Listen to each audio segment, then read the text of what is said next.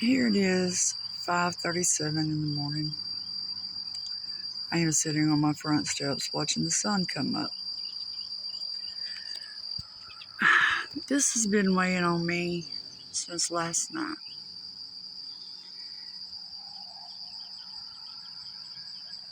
No matter what you have going on in your life, somebody else seems to always have something going on worse than theirs. Right now, my husband is laid up in the hospital, has been since Saturday. They're trying to figure out why he's staying so sick, because he just can't be the cancer making him this sick. At least that's what the doctors believe. They done an MRI of his brain early this morning, trying to figure it out. But anyways, day 4 yesterday, which was Monday, I had my grandbabies, which I have them almost daily, so my daughter can work. My 28-year-old son calls me or tells me to call him. So I call him, and I was having to take care of the two small ones, which are 3 and 2 years old, and I was getting on to them. Well, he hung up, and I tried calling him back to find out what he wanted, messaged him and everything. Well, yesterday, after I get back from spending all day at the hospital with my husband, I'm sitting out here on the porch. Just got back and put something comfortable on and sat down out here.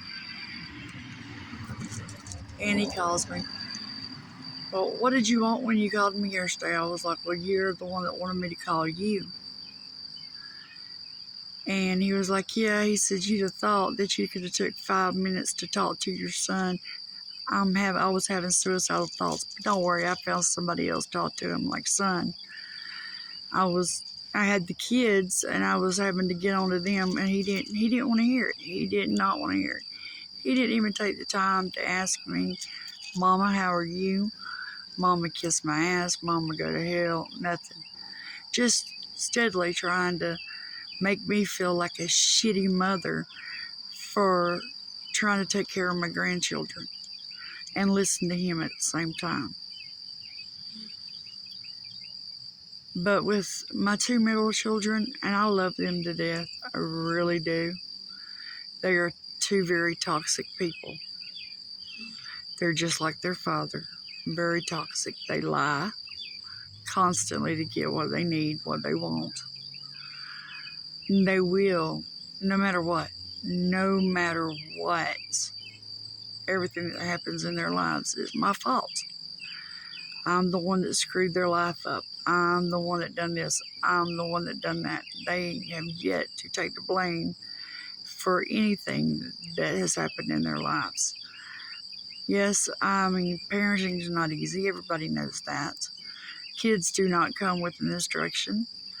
And sometimes it's hard when you're a single mother of 4 with hardly no help from anyone to get it right. I don't know any parent out there that's gotten it right, that hasn't felt like they failed their children. And I feel like that. I feel like I failed all 4 of my children. 2 of my children, however, my oldest and my youngest, know that if their life's not going the way they want it to, that's because that's them. That's on them. But my 2 middle children don't realize that. My son has been to prison multiple times. It's my fault because he's been to prison. My fault because he's been to jail. And yet, I sit here and I take it. Because why? Because they're my children. But no matter if they're your children, your parents, your sister, your brother, you have the right to cut toxic people out of your life. You have the right not to be made to feel like crap every time you turn around. You have the right to live your life and be happy in it, even if they ain't. I say that with my two middle children, I love them in the distance. I have tried to help them. I've let them move in the house with me. And my oldest son has resulted into jumping on my husband that has stage 4 cancer in my, that mind. All over because the TV in our bedroom was loud. And it was my husband's fault, the reason my son jumped on him, because he wouldn't turn the TV down. Now, if y'all can make that make sense to me, because I have been trying to figure that one out for the last year. But, yeah, it's his fault anytime that he jumps on anybody close to me. It's my fault, or their fault. It's never his fault. He jumped on my youngest son one night because my youngest son was drinking in my bedroom with me, and my youngest son's 21 years old. Jumped on him, hit him so friggin' hard that he knocked him out and busted his eardrum. Yeah. But yet, I should have took 5 minutes to listen to him. It wasn't that he called for me to listen to him because he was having suicidal thoughts. No. He was feeling shitty about his life because he can't get a job, keep it, and hold it long enough to do anything, that he was calling to make me feel like a shitty person. And hey, guess what? He succeeded.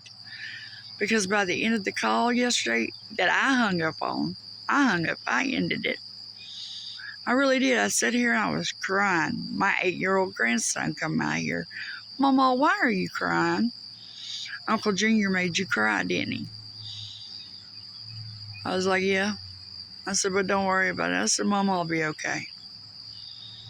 He gave me a hug and went back in the house and was watching YouTube. My husband, like I said, has been in the hospital since Saturday.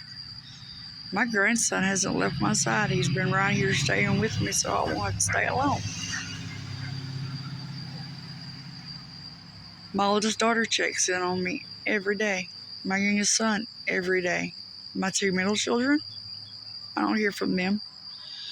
Do not hear from them unless they think I can send them money or something, or when they want to make me feel like crap. But it's okay because I love them in the distance. I love them wholeheartedly. I would still do anything in the world for them, except let them destroy my peace and my happiness.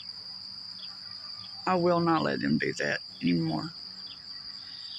It's just some food for thought. Bye.